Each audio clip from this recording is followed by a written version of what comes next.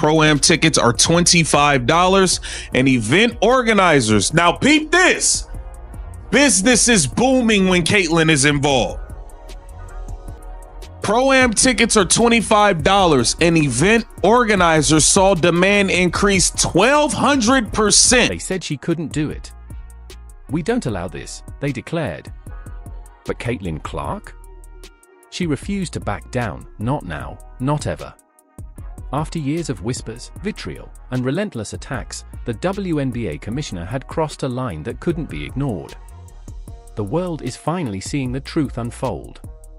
This is no longer just about basketball, it's about a league trembling at the thought of one woman's influence, her unyielding power.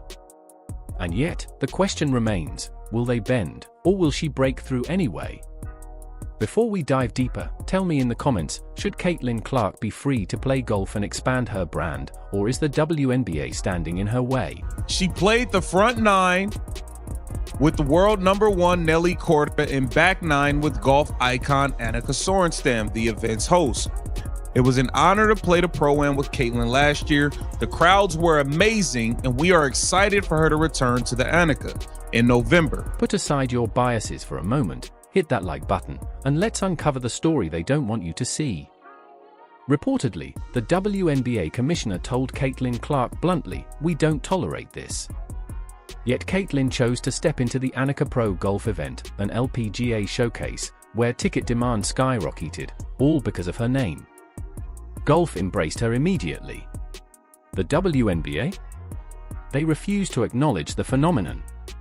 Caitlin is more than an athlete, this moment is hers. But the commissioner saw danger in her independence, a player connecting with fans, building her brand, stepping beyond the league's shadow. Behind closed doors, tensions flared. People wanted to support her. It was charitable, globally visible, uplifting for women's sports.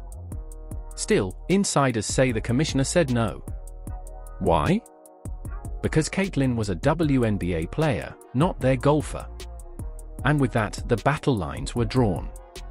Not going to have another event and invite Caitlyn to it. They're going to invite Caitlyn to as many events as they possibly can because they saw what it just did for the sport of golf. And I just don't understand why the WNBA, I mean, I will never understand. I feel like they fumbled so many things this season. They weren't ready for the moment.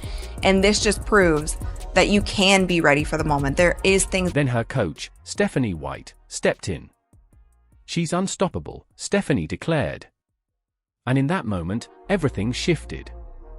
A head coach standing up for her star, openly defying the league's top official, unprecedented in professional sports. Behind closed doors, the commissioner reportedly threatened sanctions against Caitlin for playing golf.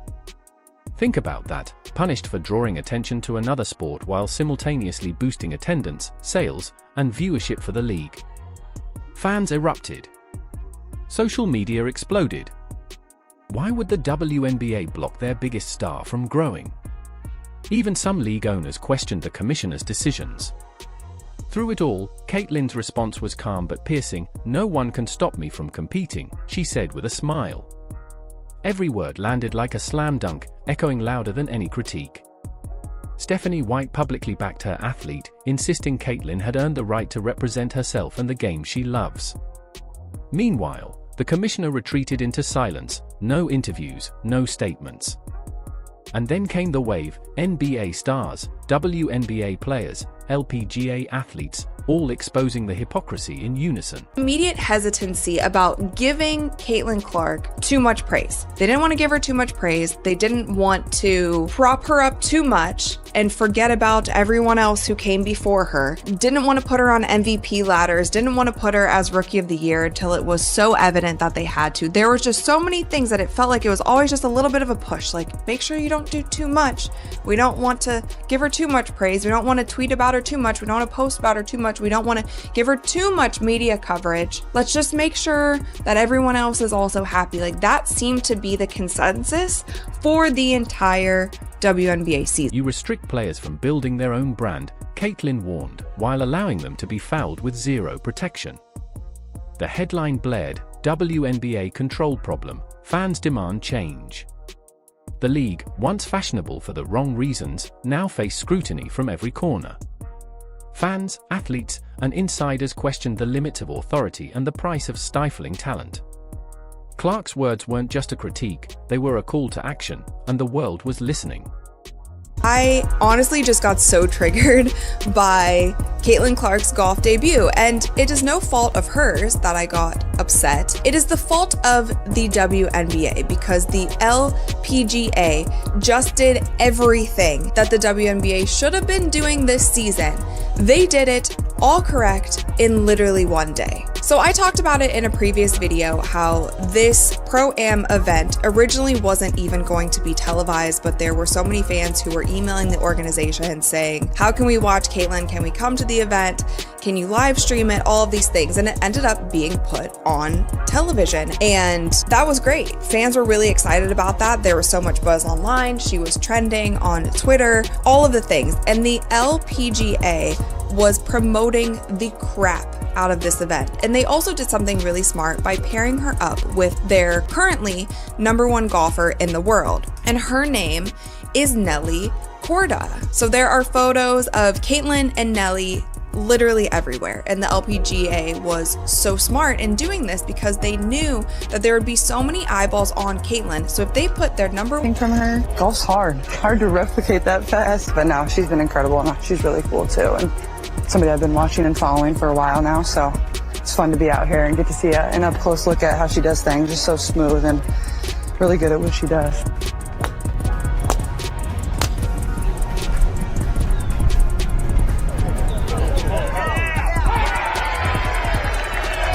I don't know. I mean, I would just remind myself, like, I don't really care what happens. It doesn't really matter. I don't play golf for a living, and just have fun with it. Like, this isn't, super serious. Enjoy the experience, because there were so many people that would. Her latest appearance ignited the league's PR storm.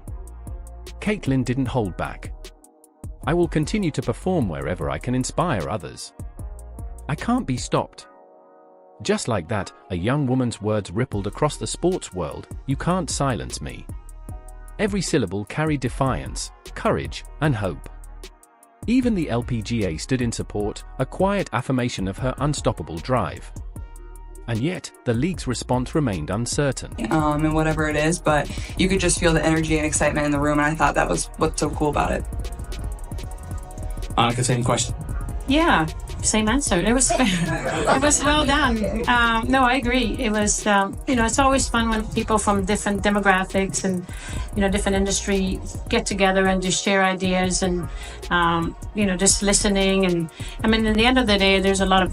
You Excited, honestly. I'm not a professional golfer by any means, so I think just having fun. Supporters rallied behind her, united by a shared conviction. The WNBA now faces a challenge far bigger than any single game. Does the league need a new commissioner, one who truly empowers women to succeed? Here's the question for you. Should the current WNBA commissioner be held accountable for blocking Caitlin Clark from participating in golf, or even fined for it? If you stand with Caitlin, show your support. Hit the like button. Subscribe for more revealing stories that pull back the curtain on what's really happening behind the scenes. Spread the word.